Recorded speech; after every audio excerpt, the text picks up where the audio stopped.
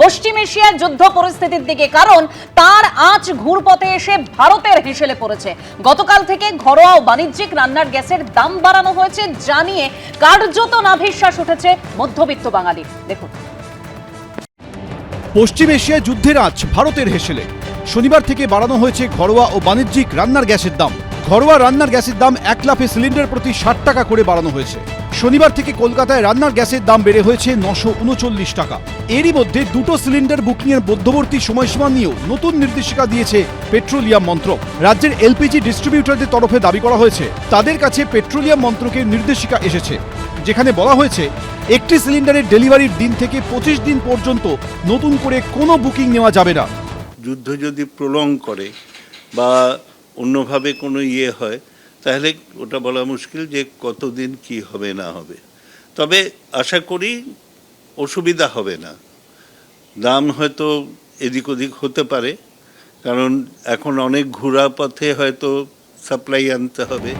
একদিকে নিত্য প্রয়োজনীয় জিনিসের মূল্য বৃদ্ধি, অন্যদিকে রান্নার গ্যাসের দাম বৃদ্ধিতে কার্যত নাভিশ্বাস উঠছে সাধারণ মানুষের। যেমন অজয়নগরের বাসিন্দা পিয়ালি বিশ্বাস। 8 জনের সংসারে 15 থেকে 20 দিনে অন্তত একটি করে সিলিন্ডার লাগে। 1 লাফে এতটা গ্যাসের দাম বাড়ানো হলো, আর তার পাশাপাশি যে 21 দিন ছাড়া 25 দিনের আগে রিফিল বুক করা যাবে না। তো সেক্ষেত্রে আমার সরকারের কাছে বিশেষভাবে অনুরোধ, যাতে গ্যাসের এরকমভাবে মূল্য বৃদ্ধি না করে। আর এরকমভাবে যদি গ্যাসের দাম বাড়তে থাকে, তাহলে আমাদের ঠিক পুরনো যুগে ফিরে যেতে হবে, যেমন মা ঠাকুমারা করতো, কয়লায় যে রান্না করতো গুলের উনুনে, সেরকম দিনে আমাদের ফিরে যেতে হবে। ইনি রঞ্জিনী বন্দ্যোপাধ্যায়, বেসরকারি সংস্থায় কর্মরত। গ্যাসের দাম বাড়ায় নিউ টাউনের এই বাসিন্দার গলাতেও কার্যত একই সুর শোনা গেছে। আমাদের রোজকার দৈনন্দিন খাবার খরচ, সেটা তো আমরা আর কমাতে পারবো না। তো সেই খরচটা যদি দীর্ঘমেয়াদী হয়, তাহলে আমাদের কিছু খরচ কাটছাট করতে হবে। গৃহসহায়িক বা সহায়িকা আছে, তাদের এনার্জি সোর্সটা কাঠের উনুন থেকে এলপিজিতে অলরেডি শিফট হয়ে গেছে, তো তাদেরও খরচ বাড়বে। ইনি দমদমের বাসিন্দা ইন্দ্রাণী চট্টোপাধ্যায়। 5 জনের সংসারে মাসে অন্তত একটা সিলিন্ডার লেগেই যায়। সাধারণ ঘরের মানুষরা সকাল থেকে রাত অবধি আমাদের গ্যাসের সামনেই থাকতে হয়। তো এটা আমাদের কাছে সত্যি খুবই একটা চাপ। এটা কি এই যুদ্ধ চলাকালীন অবস্থায় থাকবে, নাকি এটা সব ঠিক হয়ে গেলে আবার আমরা আগের পরিস্থিতিতে ফিরে যেতে পারি? শনিবার রান্নার গ্যাসের পাশাপাশি 19 কেজির বাণিজ্যিক রান্নার গ্যাসের দাম সিলিন্ডার প্রতি 114 টাকা 50 পয়সা বাড়ানো হয়েছে। ফলে বাণিজ্যিক রান্নার গ্যাসের দাম বেড়ে হয়েছে 1990 টাকা। ইনি সোমক সাহা। একদিকে কেটারিং এর ব্যবসা, অন্যদিকে দুটো খাবারের দোকান চালান। কমার্শিয়াল গ্যাস বাড়াতে আমাদের ব্যবসা তো প্রভাব অবশ্যই পড়বে, কারণ আমরা তো কমার্শিয়াল গ্যাসের ওপরেই নির্ভরশীল। কারণ ডোমেস্টিক গ্যাস দিয়ে তো আমাদের কাজ হয় না। আমাদের 1 বছর আগে বুকিং হয়ে যায়, সেই সময় যেরকম রেট থাকে আমরা সেই হিসাবে রেট দিই। আর গ্যাসের দাম বাড়া মানে অন্যান্য পেট্রোলিয়ামের সব দামই বাড়বে। তো বেসিক্যালি সব দামই বাড়বে, এরপর মাছ মাংস মশলা তেল তো বাড়বেই। তো প্রভাব তো পড়বেই, আমরা ক্ষতির সম্মুখীন হব। এ তো গেল গ্যাসের কথা। তবে কি যুদ্ধের প্রভাবে পেট্রোল ডিজেলের দামও বাড়তে চলেছে? এ বিষয়ে অবশ্য আশ্বস্ত করেছে কেন্দ্রীয় সরকার। সূত্রের দাবি, এখনই পেট্রোল ও ডিজেলের দাম বাড়ানো হবে না। হরমুজ প্রণালী ছাড়া বিকল্প জায়গা থেকে যে 60% অপরিশোধিত তেল আমদানি করা হতো, তার পরিমাণ আরও 10% বাড়ানো হয়েছে। এখন তা বেড়ে 70% পৌঁছেছে। একসময় এলপিজি মজুত করা নিয়ে যে উদ্বেগ ছিল, তা এখন অনেকটাই ঠিক হয়েছে। অরিত্রিক ভট্টাচার্য, হিন্দোলদে, এবিপি আনন্দ। আমি এখানেই ব্রিগেডিয়ার দেবাশিস দাসের কাছে আসবো। ব্রিগেডিয়ার দাস, ডোনাল্ড ট্রাম্প প্রথম থেকেই বলেছিল যে 4-5 সপ্তাহ অবধি যুদ্ধ চলতে পারে।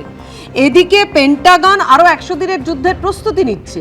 আমি বলছি, খামেনেই সহ অন্যান্য শীর্ষ নেতাদের মৃত্যুর ফলে ইরানের কি সেই ক্ষমতা রয়েছে এখনো যুদ্ধ চালিয়ে যাওয়ার মতো? পরিস্থিতি ঠিক কোন দিকে গড়াচ্ছে? কেননা যুদ্ধ যদি এইভাবে চলতে থাকে, ঘরোয়া বাণিজ্যিক রান্নার গ্যাসের দাম, তেলের দাম বাড়বে, বই তো কমবে না। এই পরিস্থিতি কোন দিকে গড়াতে পারে বলে আপনার মনে হয়?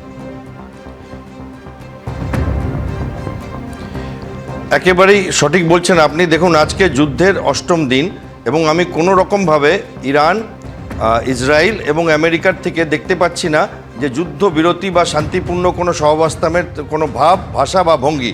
একটা অদ্ভুতভাবে ইরান যেমন কিছু স্ট্র্যাটেজি চেঞ্জ করেছে তাদের যুদ্ধের, তারা মিসাইল এবং ড্রোন একটু টিপে খরচা করছে, তাদের নেভি এবং তাদের এয়ারফোর্স প্রায় শেষ হয়ে গেছে। কিন্তু আমেরিকা এখন তাদের বাজেটে ডিফেন্স প্রোডাকশন 4 গুণ বানাতে বলেছে। আজকে $150 মিলিয়ন ডলারের ওয়ার্থ মিসাইল আর ডিফেন্স ইকুইপমেন্ট ইসরায়েলকে দিচ্ছে, এবং থেকে থেকে ট্রাম্প আর তার দলবল রণহুঙ্কার দিয়ে যাচ্ছে যে কিভাবে পৃথিবীটাকে সবাইকে তারা ধ্বংস করবে এক এক করে। এবং সেইখানে ইসরায়েল লেবাননের ওপরে এবং ইরানের ওপরে অব্যাহত রাখছে জারি। এবং কোথাও একটা ইরানের আমি একটুও জিদ বা উদ্যমের অভাব দেখতে পাচ্ছি না। এত মার খাবার পরেও, এত আঘাত হানার পরেও তারা কিন্তু সমানতালে চালিয়ে যাচ্ছে, এবং তাদের যে ভাবভঙ্গি তাতে আমেরিকাকে তারা একটা শিক্ষা দেবে, এবং কিছু শিক্ষা তারা দিয়েওছে। নিশ্চয়ই জানেন যে আপনারা যে স্ট্রেট অফ হরমুজে যে এয়ারক্রাফট ক্যারিয়ারটি ছিল, সেটি এখন ওখান থেকে গুটি গুটি পায়ে প্রায় 800 কিলোমিটার দূরে চলে গেছে, কারণ তার ওপরে একটা আঘাত আনবার সম্ভাবনা ছিল। এবং একটা এয়ারক্রাফট ক্যারিয়ারে প্রায় 2000 থেকে 2500 মানুষ থাকে, ফলে যদি একটা এয়ারক্রাফট ক্যারিয়ারে 300-400 জন একসাথে কিছু হয়ে যায়, তাহলে আমেরিকার গভর্নমেন্ট উল্টে যাবে। এবার তৃতীয় এয়ারক্রাফট ক্যারিয়ার নাকি এখন ঢুকছে এরিয়াতে, তো তার মানে একটা প্রলং যুদ্ধ, যেটা আপনি জিজ্ঞেস করলেন, সেটা হওয়ার সম্ভাবনা আছে। এবং সেখানে এটাও শোনা যাচ্ছে রাশিয়া নাকি সোজাসুজি, মানে আমি বলছি না, ওয়াশিংটন পোস্ট বলছে যে সোজাসুজি ড্রোন চালনায় এবং গোয়েন্দা তথ্য দেওয়াতে ইরানকে মদত করছে। এবং আমেরিকার যা হাবভাব দেখছি, তাতে তারা কোথাও একটা প্রস্তুতি নিচ্ছে তাদের জনগণকেও। আজকে দেখলাম যে ট্রাম্প তার ওভাল অফিসে কিছু কট্টরপন্থী ধার্মিক মানুষদের সাথে, কেউ তার মাথায় হাত দিয়ে, কেউ তার কাঁধে হাত দিয়ে পুজো আর্চা করছিলেন, মানে তাদের মতো করে। এবং কোথাও বলা হচ্ছে সৈনিকদের যে ট্রাম্প নাকি যীশু খ্রিস্টের বাণী নিয়ে এই যুদ্ধটা করছেন। দেখুন ধর্ম কেমন করে ঢুকে যাচ্ছে এই যুদ্ধের মধ্যেও। এবং পৃথিবীতে একটা দুঃখের কথা আপনাকে জানাবো যে এত কিছু হওয়ার পরেও এই মুহূর্তে পৃথিবীর কোনো বড় দেশ আমেরিকাকে বলতে পারছে না যে রাজা তুমি উলঙ্গ, এরকম করো না, কারণ তাহলে সারা পৃথিবী সাফার করবে। না চীন কিছু বলছে, চীন এত বড় শক্তি হয়েও কোথাও একটা পিছু পা হচ্ছে, ইতস্ততা আছে। না রাশিয়া কিছু বলছে, সেই রকমভাবে বলছে না। এতক্ষণে তো চীন আর রাশিয়া ইরানের এত বন্ধু, তো যুদ্ধ জাহাজ তো চলে আসা উচিত ছিল এই উপসাগরে। এবং ভারতও তার মতো করে চুপ আছে মোটামুটি বলা যেতে পারে। একদিক দিয়ে সবাই বোধহয় নিজের দেশের স্বার্থ এবং নিজের দেশের ব্যবসায়িক ভিত্তিতে এবং ট্রাম্পের ভয় চুপ করে আছে, এবং তিনি তার মতো করে গ্লোবাল ডমিনেশনের গেম খেলছেন। ভারত রাশিয়ার থেকে তেল কিনবে না কিনবে না সেটা তিনি নির্ধারণ করছেন। কিন্তু সেটা সব কিছু বলার পরও ছোট্ট একটু আশার আলো দেখতে পাচ্ছি, যেটা না বললে নয়।